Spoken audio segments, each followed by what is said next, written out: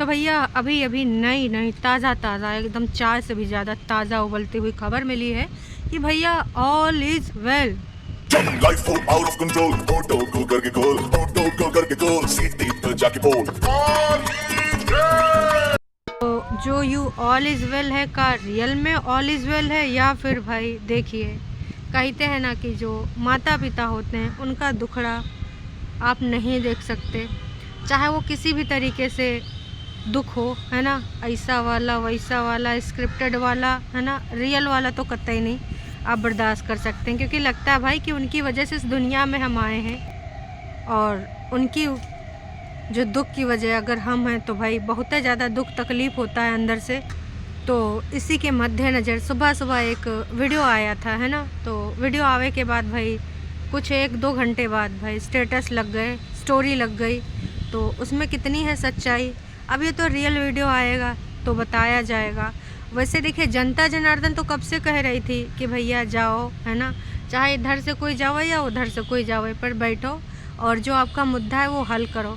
पर मुद्दा हल नहीं हुआ, उस घर की न जाने कितनी बातें सोशल मीडिया पे आ चुकी हैं, छोटी छोटी मगर मोटी बातों के माध्यम से।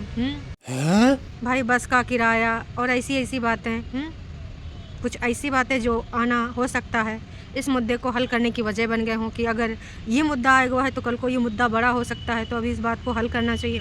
वजह जो भी हो, पेरेंट्स को कोई ऐसे देख नहीं सकता। तो मुझे तो यही लग रहा है कि भाई 95% जो किया गया है वो लड़के की तरफ से किया गया है, क्योंकि कल को अगर पेरेंट्स हर्ट होते हैं या कुछ भी समस्या होती है तो जनता तो भैया यही बोलेगी और दुनिया का भी यही कहना है कि भैया माँ बाप होते हैं, चाहे तुमको लतियावें चाहे घुसियावें और चाहे तुम्हारी ज़िंदगानी पे हक जमावें, अगर पैदा करें तो जैसे चाहें वैसे तुमको भैया यूज़ कर सकते हैं, तुमको गरिया सकते हैं, मार सकते हैं, तुम्हारी ज़िंदगानी पे हक जमा सकते हैं, काहे पैदा करें इसलिए।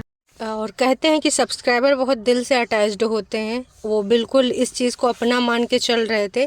कुछ लोग तो बहुत ही ज़्यादा भावुक भी हो रहे हैं यहाँ पर, तो वो रिप्लाई भी कर रहे हैं कि अभी जो सारी चीज़ें हैं वो किस लिए की गई हैं, फिज़िकल पीस भी बहुत ज़रूरी है। और एक तरीके से अगर कोई दूसरा जैसे दिखा भी रहा है वीडियो में कि वो रो रहे हैं या फिर ज़्यादा दुखी हो रहे हैं, या फिर 2-3 दिन से ये चीज़ें ऐसी सामने आ रही थी कि रात भर सो नहीं पा रहे हैं, 3 बजे उठ जा रहे हैं, उसके बाद नींद नहीं आ रही, और दूसरे लोगों की तरफ से स्टोरी भी लगाई जा रही थी ना कि हम साथ में हैं, हम साथ में हैं।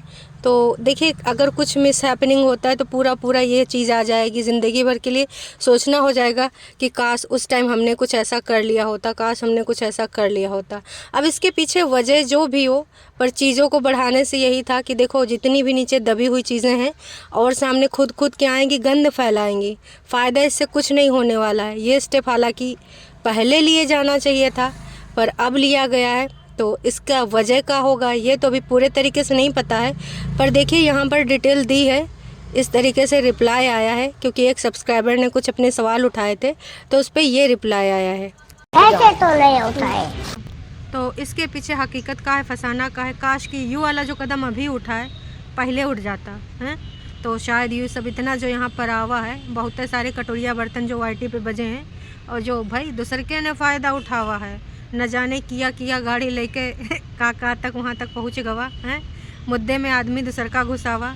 और यहाँ तक कि इतना ज़्यादा कन्फ्यूजन हो गई कि माँ 2 बच्चों में कन्फ्यूजी आ गई, बता ही नहीं पा रही थी, और 2 बच्चे अलग अलग, एक खुद का जन्मा हुआ और एक नयका अभी जो गोदी लिया गया हुआ लड़का मुंबई वाला, उसके बारे में जो पूछा गया कमेंट्स रीड करके कि भाई आप इनको मानते हैं कि उनको मानते हैं, किनकी तरफ हैं, तो साफ बोल दिया गया कि ना हम इनकी तरफ है ना उनकी तरफ हैं।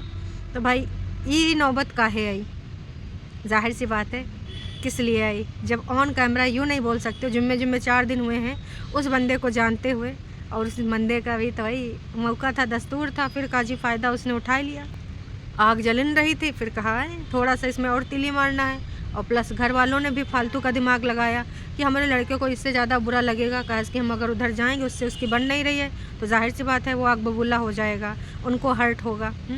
तो यू जो ऑल इज़ वेल हुआ है, इमा का वाकई में ऑल इज़ वेल हुआ है या फिर वाकई में ये कुछ इस सब चीज़ों को बंद करने का एक तरीका है।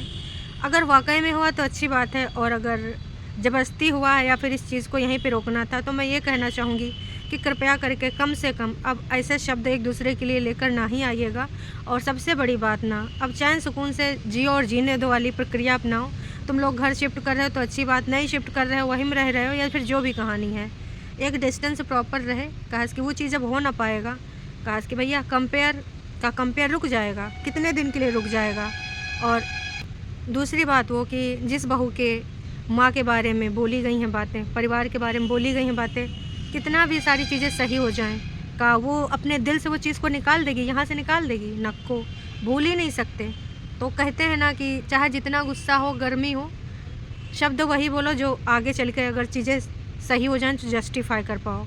वही है कि छोटा मुँह बड़ी बात, पर बड़का लोग जब ऐसी बातें करते हैं तो बोलना ही पड़ता है ना जी।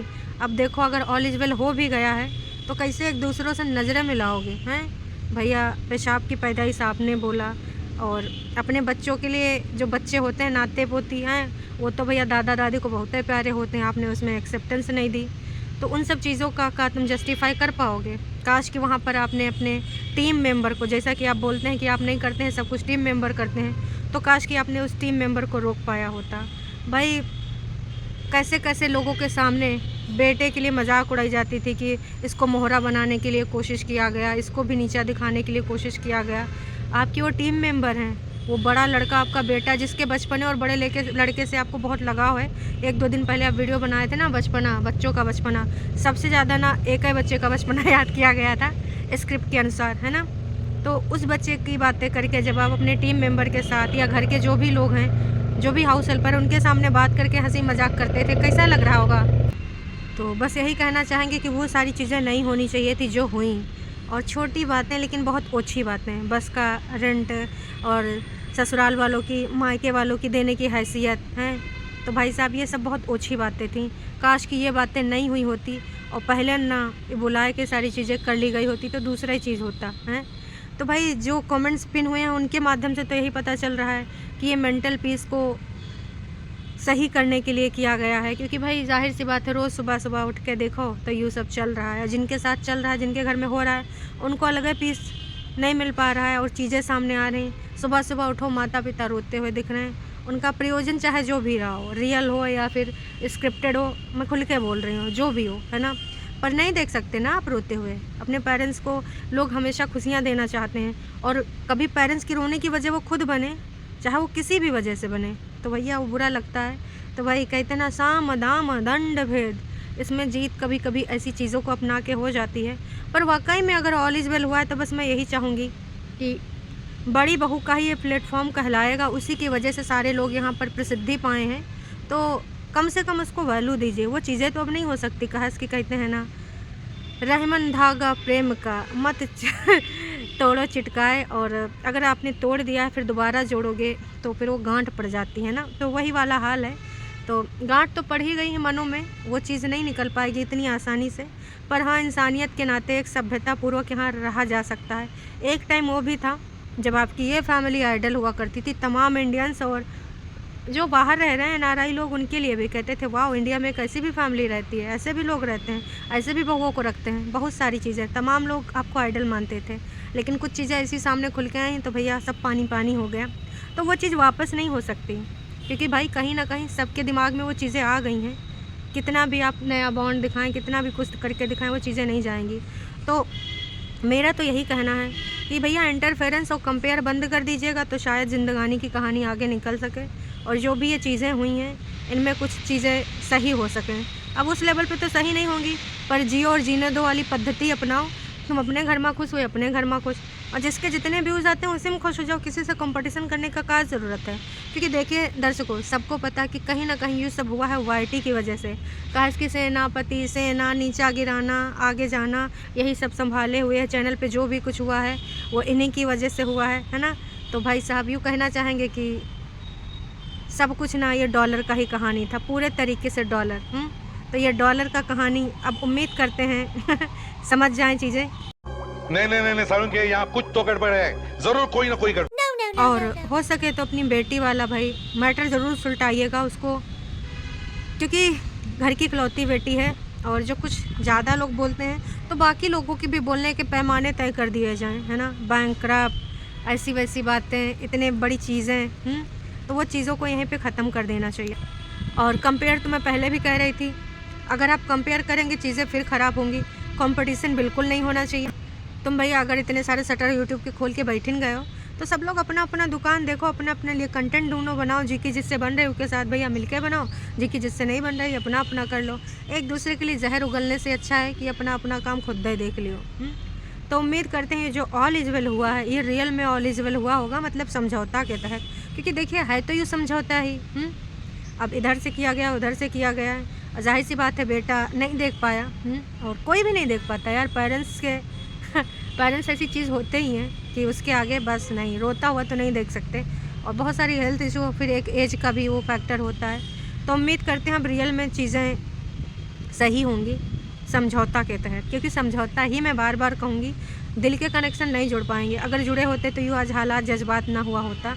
तो भैया सब लोग अपनी अपनी ज़िंदगानी को जियो, जिसको जैसे वीडियो बनाना है, जिसको जो जहाँ पे करना है, रील बनाओ, वीडियो बनाओ, स्नैपचैट पे जाओ। पर इस बार टीम परफेक्ट रखनी चाहिए, कोई दुश्मन आने ना पाए स्नैपचैट के बहाने, है ना भाई। देखिए स्नैपचैट तो था बहाना, असल में तो मुद्दा किसको कहा है पता ही चल रहा है। भाई उस बंदे ने लाइव में का चीज़ें नहीं बोली हैं, तो सारी चीज़ें इधर से दी गई तभी तो उसके कान तक पहुँची हैं। तो ये सारी चीज़ें हो चुकी हैं क्लियर।